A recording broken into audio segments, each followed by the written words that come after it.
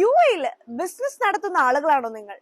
അപ്പൊ പിന്നെ ഇതുവരെ കോർപ്പറേറ്റ് ടാക്സ് രജിസ്റ്റർ ചെയ്തിട്ടില്ലെങ്കിൽ 10,000 ദിർഹംസ് ഫൈൻ ലഭിക്കുമെന്ന് അറിയാമല്ലോ.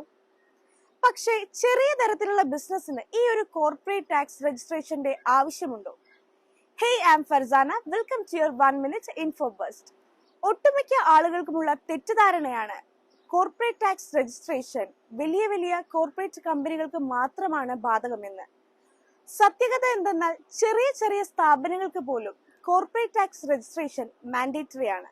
നിങ്ങളുടെ സ്ഥാപനം ചെറുതോ വലുതോ ആയിക്കോട്ടെ, അത് പ്രോഫിറ്റിലോ ലോസിലോ ആയിക്കോട്ടെ, യുഎയിൽ നിങ്ങൾ ഒരു സ്ഥാപനം നടത്തുമ്പോൾ ഈ വരുന്ന മെയ് 31 നിങ്ങൾ കോർപ്പറേറ്റ് ടാക്സ് രജിസ്ട്രേഷൻ നടത്തിയിട്ടില്ലെങ്കിൽ നിങ്ങൾക്ക് 10,000 ദിർഹംസ് ആണ് ഫൈൻ ലഭിക്കാൻ പോകുന്നത്. സോ ഇതുവരെ കോർപ്പറേറ്റ് ടാക്സ് രജിസ്റ്റർ ചെയ്യാത്തവരാണ് നിങ്ങളെങ്കിൽ എത്രയും പെട്ടെന്ന് തന്നെ ടാക്സ് രജിസ്റ്റർ ചെയ്യുക.